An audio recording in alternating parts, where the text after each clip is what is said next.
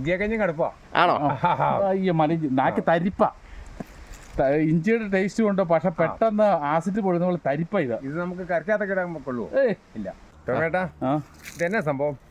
ഇത് മലയിഞ്ചി. മലയിഞ്ചി ഇത് നമ്മൾ നട്ടു വളർത്തുന്നതാണോ അതോ? നട്ടു വളർത്തുന്നതാ. ഇതിന് പിന്നെ എങ്ങനെയാ ഇതിന്റെ വില കിട്ടുന്നതാണോ? വലിയ വിലയില്ല.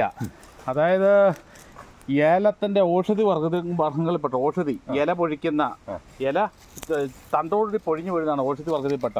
തണ്ടോടുകൂടി ഇല പൊഴിഞ്ഞ മഞ്ഞൾ, ഇഞ്ചി കഴിഞ്ഞാൽ ഏലം കഴിഞ്ഞാൽ ആ വർഗത്തിൽപ്പെട്ട സാധനമാണ്. ഏലത്തിൻ്റെയൊക്കെ വർഗത്തിൽപ്പെട്ടതാണ്.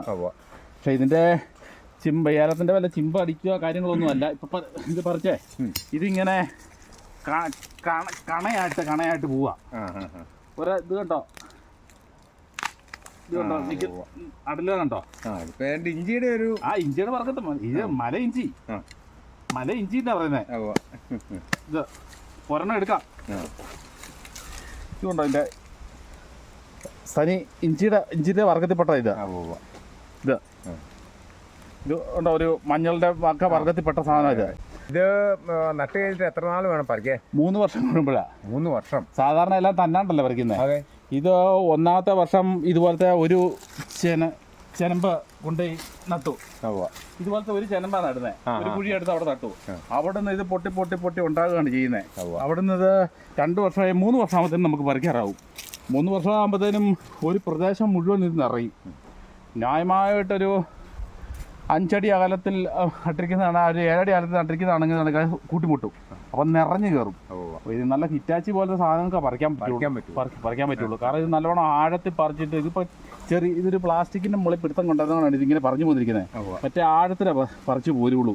3 വർഷം എടുക്കും. എന്നിട്ട് ഇതിൻ്റെ ഈ തട ഇങ്ങനെ സാധാ ഒരുക്കുന്ന പോലെ നമ്മൾ ഒരുക്കും. ഇങ്ങനെ ഇത് ഒരുക്കിയെടുത്ത് ഇതിപ്പോൾ സാമ്പിളൊന്ന് ഞാൻ കാണിക്കുക. മറ്റേതുപോലെ തന്നെ ഭയങ്കര ടഫാണ് ഇത് സാധനം. ഉരുക്കായി ഇതെല്ലാം കട്ട് ചെയ്ത് കളയും.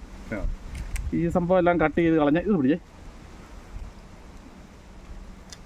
എന്നിട്ട് ഈ സാധനം ഇങ്ങനെ എടുക്കുക. ഇങ്ങനെ ഇവിടെ മരത്തിൻ്റെ ഒപ്പം നല്ല കട്ടിയാ. എന്നിട്ട് തടിക്കഷ്ണത്തിലോട്ട് വെച്ച് ഇതുപോലെ ഈ സാധനം ഇത്രയും വലുപ്പത്തിൽ അരിയും. ഇങ്ങനെ അരിഞ്ഞങ്ങ് വിടും. നമ്മൾ കപ്പ അരിയുന്നത്. ഇത് കണ്ടോ, നാരാണ് ഇത്. ഇങ്ങനെ ഇതിപ്പോൾ ഞാൻ കാണിക്കുക. ഇങ്ങനെ അരിഞ്ഞിട്ട് വെയിലത്തോട്ടിടും. വെയിലത്തോട്ടിട്ട് ഉണങ്ങുകയാണ് ചെയ്യുന്നത്. കണ്ടോ, സ്മെല്ലുണ്ട്. നാക്ക് തരിപ്പ്. ഇത് ഇഞ്ചിയെ കഴിഞ്ഞ് കടുപ്പാ. ആണോ? അയ്യോ നാക്ക് തരിപ്പ. ഇഞ്ചിയുടെ ടേസ്റ്റ് കൊണ്ട് പക്ഷെ പെട്ടെന്ന് ആസിഡ് പൊഴുന്ന പോലെ തരിപ്പ. ഇത് നമുക്ക് കരക്കാത്തൊക്കെ ഇടാൻ കൊള്ളുവോ? ഇല്ല. ഉപയോഗിക്കാൻ കൊള്ളിയല്ല. ഇത് എന്തിനാ ഉപയോഗിക്കുന്ന സംഭവം? വ്യവസായ വടക്കൻ്റെയിലൊക്കെ നല്ല ഡിമാൻഡുണ്ട്. ഇത് ഔഷധങ്ങൾക്ക് ഉപയോഗിക്കുന്നതാണ് പ്രധാനമായിട്ടും. ഇത് ഉപയോഗിക്കുന്ന നമ്മുടെ ഈ മേത്ത് ചൊറിച്ചിലെ കാര്യങ്ങളൊക്കെ വരുമല്ലോ, അങ്ങനെയുള്ള കാര്യങ്ങൾക്ക് വരുന്നതിനാണ് ഇത് പ്രധാനമായിട്ട് ഉപയോഗിച്ചുകൊണ്ടിരിക്കുന്നത്. വലിയ ബിസിനസ്സായി ഇത് അങ്ങോട്ട് മഞ്ഞളിൻ്റെ ഇഞ്ചിയുടെ പോലെ അങ്ങോട്ട് ആയിട്ടില്ല. പക്ഷേ ഇതിൽ നിന്ന് ഔഷധമുണ്ട്. ഇതിൻ്റെ നിന്നൊരു എണ്ണ എടുക്കുന്നുണ്ട്. ഈ ഇഞ്ചിയുടെ എടുക്കുന്ന പോലെ തന്നെ ഒരു എണ്ണയുണ്ട്. ഇതിന് കൂടുതലും കടുപ്പമാണ് ഈ സാധനം. ഇത് ഇഞ്ചി കണ്ടോ, ഇത്ര മൂർച്ചയുള്ള വാക്കത്തേക്ക് ഇത് കേട്ടോ. അത്ര എളുപ്പമല്ല, നല്ല ഹാർഡായി സാധനം.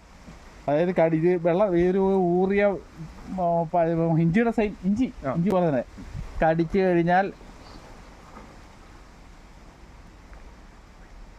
അയ്യോ നാക്ക് തെറിയേർക്കുന്നു. ഇതിന് ഈ ഇഞ്ചിയുടെയും പിന്നെ നമ്മുടെ യൂക്കാലി ഇല്ലേ, യൂക്കാലിയും കൂടെ അല്ലേ, അതുപോലെ യൂക്കാലി എങ്ങനെയുണ്ട് എന്ന് പറഞ്ഞാൽ പെട്ടെന്ന് പിടിച്ചു വരുന്ന അത് വ്യാപകമായിട്ട് കൃഷി ചെയ്യാൻ പറ്റുകയില്ല. ഇത് പ്രധാനമായിട്ട് ഉപയോഗിക്കുന്ന തോട്ടേണ്ടി സ്ഥലങ്ങളിലൊക്കെ ഇടിഞ്ഞു പോകാതിരിക്കാൻ കൊണ്ടിട്ട് കഴിഞ്ഞാൽ ആ ഒരു പ്രദേശം മുഴുവൻ കയ്യാല കട്ടേണ്ട കാര്യമില്ല, പറ്റുകയില്ല. അത് കഴിഞ്ഞാൽ അവിടെ അങ്ങ് പിടിച്ച് കയറി കിടന്നു തോട്ടേണ്ട കാര്യങ്ങൾ.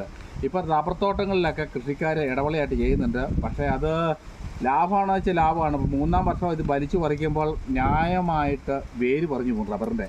അപ്പോൾ അതത്ര അനുകൂല്യം അല്ല. പിന്നെ ഒരു കാരണവശാലും കാട്ടുപന്നി ഇതിൽ ആക്രമിക്കുകയില്ല. കാട്ടുപന്നി ആക്രമിച്ച് കഴിയുമ്പോൾ ഈ നീറ്റിലുള്ളത് കാരണം കാട്ടുപന്നി ആക്രമിക്കുകയില്ല. വല്ല അതിർത്തി പ്രദേശങ്ങളിലോ ചതുപ്പ് പ്രദേശങ്ങളിലോ ഒക്കെ കയറ്റി ചുമ്മാ കിട്ടി കഴിഞ്ഞിട്ട് 5-6 കൊല്ലം കൂടുമ്പോൾ ഒന്ന് മാറ്റി എടുക്കാനുള്ള രീതിയിലുള്ളതാണെങ്കിൽ കൃഷി ചെയ്യാം. ഇതിന് കിലോയ്ക്ക് ഏതാണ്ട് തുച്ഛമായ വില ഉള്ളതേ, 60-70 രൂപ കൊണ്ട് ആ രീതിയിലുള്ള വിലയുള്ളൂ ഈ പച്ചക്ക്. ഈ ഇത്ര സംഭവം എത്രയോട് നട്ടാട്ടോ ചേട്ടാ? ഞാൻ കുളമാവിൽ നിന്ന് വന്നപ്പം ഇത്രയും വലിപ്പത്തിലുള്ള ഒരു ചേട്ടൻ എനിക്ക് ആ വൈസൈഡിൽ നിന്ന് പറിച്ച് തന്നു വിട്ടതാണ്. അത് കൊണ്ടുവന്നിട്ട് ഇതുപോലെ 1 വെച്ചു, 2, 3 സെയിം ഇതുപോലെ തന്നെ 3, ഇത് 1, 2, 3 ചോട് നിന്ന 3 ചോടായി. 3ാമത്തെ വർഷം ഇത്. ഒരുപാടായി. വലിയ വ്യവസായ അടിസ്ഥാനത്തിലൊന്നും ആയിട്ടില്ല, വലിയ പ്രചാരമായിട്ടില്ല. എന്നാൽ ഒരു ചെറിയ വരുമാന മാർഗമായിട്ട് എവിടെയെങ്കിലും ചുമ്മാ കിടക്കുന്ന സ്ഥലത്ത് നട്ടിട്ട് കഴിഞ്ഞിട്ടുണ്ടെന്നാൽ ഒരു ഉണ്ടാകും, ഏകദേശം ഒരു 10 ടൺ സാധനമെങ്കിലും കിട്ടും. അങ്ങനെ നിസ്സാരക്കാരല്ല. വെട്ടി എരിഞ്ഞ് എടുത്ത് കഴിഞ്ഞിട്ടുണ്ടെന്നാൽ വേറെ പണിയൊന്നുമില്ല, ഇത് പ്രോസസ്സ് ചെയ്ത് എടുക്കാന്നുള്ള. പറിച്ച് കൂട്ടിക്കഴിഞ്ഞിട്ടുണ്ടെന്നാൽ 10 ടണ്ണ് ഉറപ്പാണ്. ഉണക്ക 10 ടണ്ണ്, 1 ഏക്കർ സ്ഥലത്ത് നിന്ന് 10 ടണ്ണ് കിട്ടും. അപ്പം 10 ടണ്ണിൽ കിട്ടുമ്പം പച്ചയ്ക്ക് 60 രൂപ വിലയാകുമ്പോൾ പറഞ്ഞാൽ 120 രൂപ അല്ലെ 150 രൂപ വില ഇട്ട് പോകുന്നത് 10 ടണ്ണ് എന്ന് പറയുമ്പം സംഭവം അറിയാലോ.